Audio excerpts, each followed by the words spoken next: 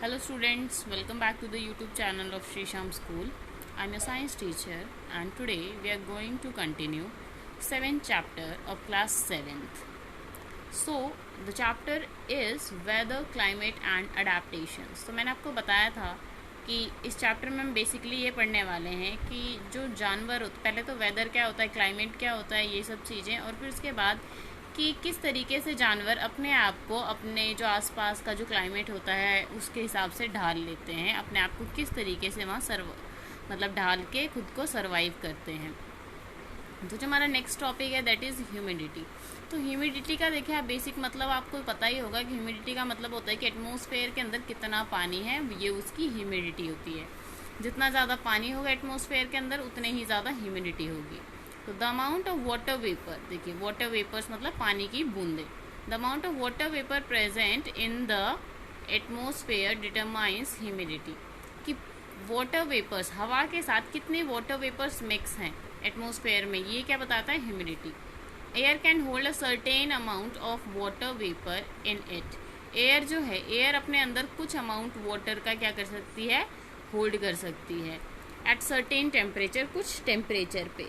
When a certain amount of water is present in the air, अगर थोड़ा सा amount पानी का एयर में प्रेजेंट होता है तो हम क्या बोलते हैं, it is said to be saturated humidity, तो उसको हम सैचुरेटेड ह्यूमिडिटी बोलते हैं। Can be defined as the capacity of the air to hold water vapour in it. और इसको किस तरीके से डिफाइन करेंगे कि कितनी कैपेसिटी है एयर की कि वो अपने अंदर कितना वाटर वेपर होल्ड कर सकता है, कितने वाटर वेपर को अपने अंदर पकड़ के रख सकता है एट अ सर्टेन टेम्परेचर, किसी फिक्स्ड टेम्परेचर पे। The capacity of holding water vapour increases with increase in temperature. देखिए जैसे मतलब हवा के अंदर कैपेसिटी जो होती है पानी को होल्ड, वाटर वेपर्स को होल्ड करने की, वो भी क्या करती है, वेरी करती है, मतलब राइज होती है, बढ़ती है टेम्परेचर के साथ। टेम्परेचर ज़्यादा होगा, अगर गर्मी ज़्यादा है तो ह्यूमिडिटी भी क्या होगी, ज़्यादा होगी।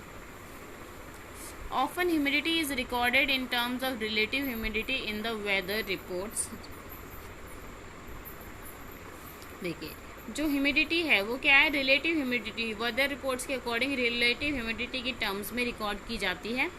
Relative humidity is a measure of amount of water vapour present at a particular temperature compare to the maximum water amount of water vapour air can hold at that temperature. देखिए relative humidity का क्या मतलब है, relative humidity का मतलब है कि कितना पानी एटमॉस्फेयर में, मतलब हवा के अंदर कितना पानी प्रेजेंट है एक फिक्स्ड टेम्परेचर पे, और इसका कंपेयर करेंगे maximum amount of water vapour air can hold, कि कितना पानी होल्ड कर सकता है उसी टेम्परेचर पे, कि एटमॉस्फेयर एयर कितना पानी, मैक्सिमम कितना पानी होल्ड कर सकता है, इसको कंपैरिजन करेंगे जब हम कि वाटर एक उसी टेम्परेचर पे अभी फ़िलहाल कितना, क्या मतलब कितना वाटर वेपर प्रेजेंट है उस पर्टिकुलर टेम्परेचर पे, तो इसको कंपेयर किया जाता है। यही हमारी रिलेटिव ह्यूमिडिटी होती है। It is expressed as a percentage value, percentage value में एक्सप्रेस किया जाता है इसको। Relative humidity depends on the temperature and keeps on changing whole of the day.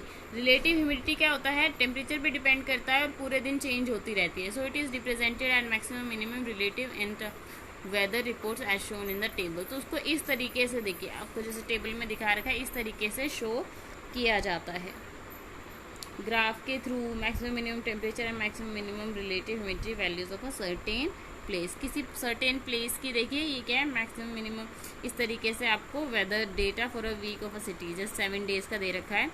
देखिए मैक्सिमम क्या है 34.3, मिनिमम क्या है 25.2, मैक्सिमम रिलेटिव कितना है 93 और मिनिमम रिलेटिव क्या है 59। ऐसे मंडे ट्यूसडे हर दिन का क्या है, अलग अलग है। ये ग्राफ्स वगैरह हैं, ये अभी आप इतना ज़्यादा ध्यान मत दीजिए इन पे, ये आपको अभी ये क्या है, मतलब साइंटिफिक जो मतलब वेदर रिपोर्ट्स वाले होते हैं वो उसी तरीके से ये ग्राफ डिज़ाइन करते हैं, उन्हें ही ज़्यादा अच्छे से क्लियर होता है। अभी आपको नहीं क्लियर होगा, जब आप ये ग्राफ समझने लग जाएंगे तब आपको क्लियर हो जाएगा। Relative humidity is measured by an instrument called hygrometer. Relative humidity जो जिस मतलब इंस्ट्रूमेंट से मेज़र की जाती है रिलेटिव ह्यूमिडिटी, उसको क्या बोलते हैं, hygrometer. A simple hygrometer also called psychrometer. जो सिंपल हाइग्रोमीटर होता है उसको साइक्रोमीटर भी बोलते हैं। हैज़ 2 थर्मामीटर्स, उसके अंदर 2 थर्मामीटर्स होते हैं. The bulb of one of them is wet, उनमें से एक का बल्ब तो वेट होता है, गीला होता है, and the other is dry, दूसरा ड्राई होता है. Evaporation from the wet bulb lowers the temperature relatively. अगर वेट बल्ब से इवेपोरेशन हो रहा है तो टेम्परेचर लो हो जाएगा. As a result the wet bulb thermometer shows a lower temperature, तो वो कम टेम्परेचर दिखाएगा as compare to dry bulb thermometer. The difference of the two reading is use to estimate relative. और इन दोनों का difference कि इन दोनों में कितना अंतर है वही क्या बताता है, रिलेटिव ह्यूमिडिटी बताता है. जैसे ये आपको दिख रहा होगा हाइग्रोमीटर, इसमें एक बल्ब क्या होता है, वेट होता है, और एक बल्ब ड्राई होता है. During condition of high humidity, जब बहुत ज़्यादा ह्यूमिडिटी होती है, the evaporation of sweat decreases and it becomes difficult to maintain the body temperature. तो क्या होता है, जो हमें पसीना आता है वो पसीना क्या होता है, इवेपोरेट नहीं होता, वो पसीना सूखता नहीं है, मतलब हवा में इवेपोरेट नहीं होता. During a humid and hot day the possibility of heat stroke increases. उसकी वजह से क्या होता है, हमारी बॉडी का टेम्परेचर क्या होता है, बहुत ही कम, मतलब बहुत ज़्यादा होता है, बॉडी का टेम्परेचर कम ही नहीं होता. जैसे गर्मी होती है, चिपचिप वाली गर्मी होती है, वो क्यों होता है, क्योंकि पसीना हमारे सूखते नहीं है, हमारी स्किन पे ही रहता है, तो उसकी वजह से क्या होता है, बहुत ज़्यादा चिपचिप हो जाता है वो. तो उस टाइम पे क्या होता है, the possibility of heat stroke. तो हीट स्ट्रोक क्या है, तो बहुत ज़्यादा बढ़ जाती है उस टाइम पे. नेक्स्ट टॉपिक है हमारा rainfall. The high humidity in the air and sudden drop in temperature causes rainfall. जब बहुत ज़्यादा ह्यूमिडिटी हो जाती है हवा में और टेम्परेचर एकदम से कम हो जाता है तो बारिश आ सकती है.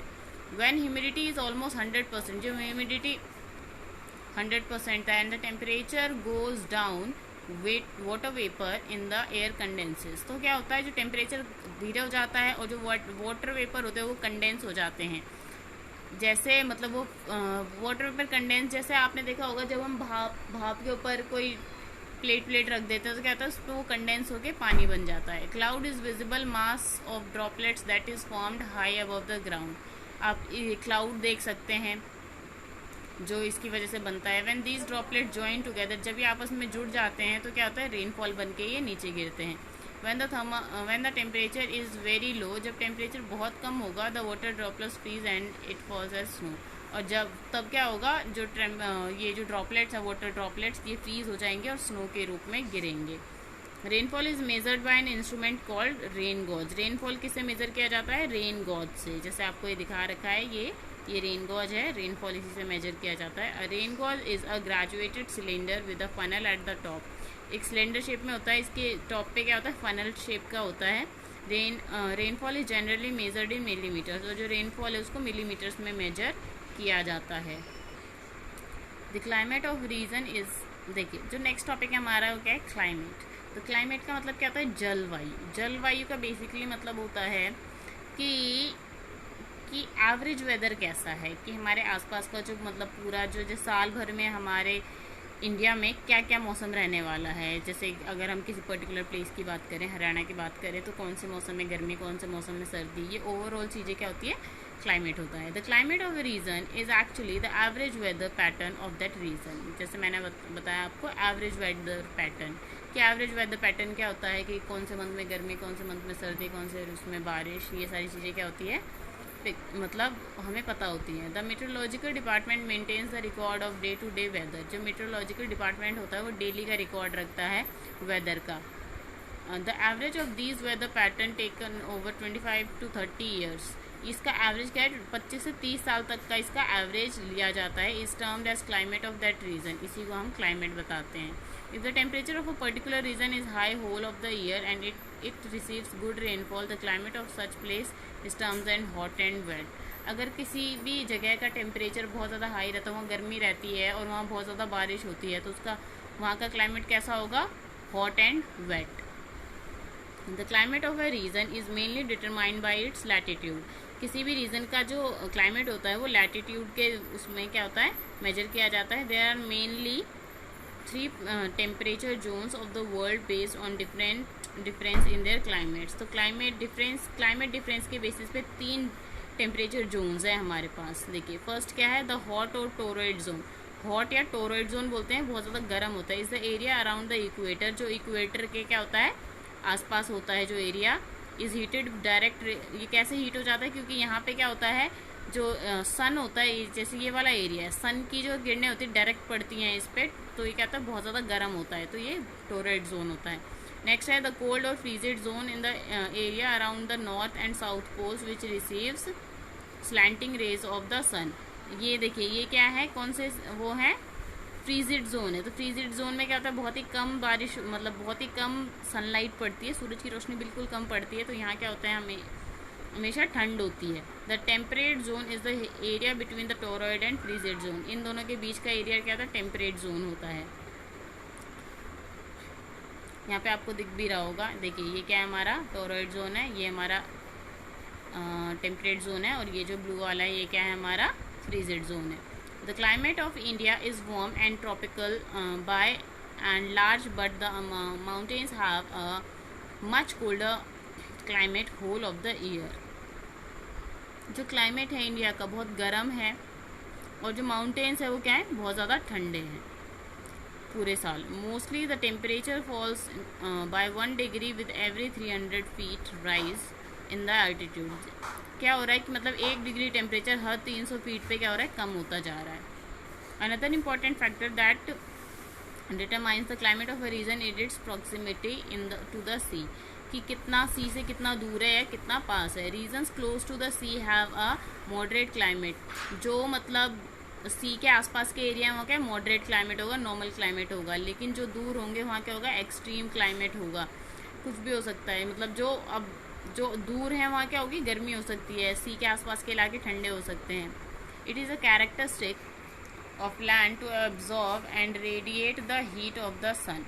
कैरेक्टरिस्टिक किसकी है, लैंड की, क्योंकि वो क्या करती है, लैंड क्या करती है, जैसे मैंने आपको सी ब्रीज लैंड ब्रीज बताया था, वो क्या करेगी, हीट को एब्जॉर्ब करेगी और हीट को रेडिएट करेगी, तो much faster than the sea waves, क्योंकि लैंड जो होता है एब्जॉर्ब भी जल्दी करता है और क्या करता है, रिलीज भी जल्दी करता है। सी वाटर में ऐसा नहीं होता है। Which accounts for the difference in the climate of these regions, जिसकी वजह से क्या होता है, क्लाइमेट मतलब इन रीजन्स के क्लाइमेट में क्या होता है, डिफरेंस आता है। The climate of a region is influenced by rainfall it receives, which in turn depends on the factors such as wind, proximity to the sea and presence of mountains। देखिए किसी भी reason का climate क्या होता है, rainfall पे भी depend करता है। अगर रेनफॉल अच्छा हुआ है तो वहाँ पे क्या होता है, मौसम अच्छा रहेगा। और रेनफॉल किस पे डिपेंड करता है, हवा पे, कि वो समुद्र से कितना पास है और माउंटेन्स है या नहीं। तो mostly winds coming from the sea bring rainfall.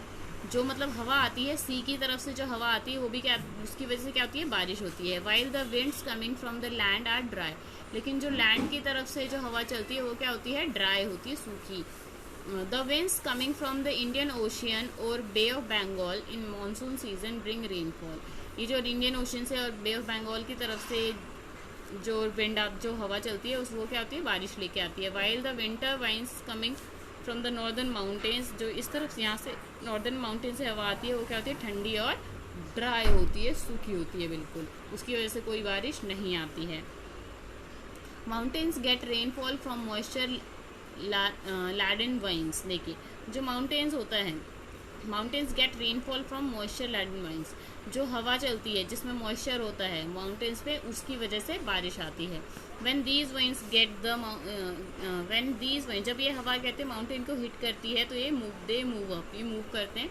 They rise up and the water vapour condenses. और वाटर वेपर क्या होता है, कंडेंस हो जाता है टू फॉर्म वाटर, जिसकी वजह से वो कंडेंस होकर वाटर ड्रॉपलेट बन जाता है। These droplet fall down in the form of rainfall, और फिर रेनफॉल की फॉर्म में गिरता है या फिर स्नोफॉल की फॉर्म में गिरता है। The side of the mountain which receives rainfall is called windward side. देखिए क्या है कि वो साइड, माउंटेन की वो साइड जिससे क्या, जहाँ क्या होती है, हवा चलती, मतलब जो जहाँ पे हवा चलती है, हवा रिसीव करती है, उसको क्या बोलते हैं, windward side. These winds can rise further and reach on the other side of the mountain.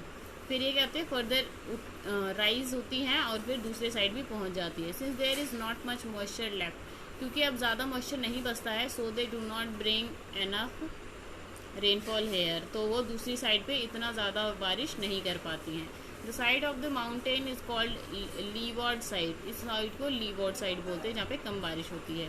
For example Mumbai present at the windward side of the Western Ghats gets enough, जैसे मुंबई है क्या होता है वो विंडवर्ड साइड पे वेस्टर्न घाट्स के तो कहते हैं ज़्यादा बारिश होती है, वाइल पुणे क्या है लीवॉर्ड साइड पे है तो क्या होता है वहाँ कम बारिश होती है। Different parts of our country have different types of climate, अलग अलग पार्ट्स हमारी कंट्री के अलग अलग क्लाइमेट्स होते हैं। जैसे the climate of most parts of Rajasthan, Rajasthan का क्लाइमेट कैसा है hot and dry, while it is wet in the north east, जबकि नॉर्थ ईस्ट में क्या होता है वो मतलब वेट होता है। The Mumbai has a moderate and humid climate, और जो मुंबई है वहाँ क्या है मॉडरेट क्लाइमेट है और ह्यूमिड क्लाइमेट है। मॉडरेट का मतलब नॉर्मल और ह्यूमिड का मतलब वहाँ ह्यूमिडिटी ज़्यादा होती है। तो स्टूडेंट्स ये था आपका ह्यूमिडिटी के बारे में, क्लाइमेट के बारे में, जो आपका ये था हमारा आज का इतना ही टॉपिक करेंगे हम। नेक्स्ट वीडियो में हम इसका next topic climate and adaptation जो है ये करेंगे। आज के लिए इतना ही, इससे हम नेक्स्ट क्लास में करते हैं। अब आपको जो फर्स्ट जो सेक्शन किया है हमने उससे रिलेटेड वर्कशीट जो दी गई हैं वो आप मुझे सबमिट कराइए, इससे रिलेटेड भी आपको वर्कशीट प्रोवाइड होगी, वो भी आप करिएगा। ओके देन टिल आप पढ़िएगा अच्छे से, जो भी डाउट्स होते हैं मुझसे क्लियर कीजिएगा। Okay bye.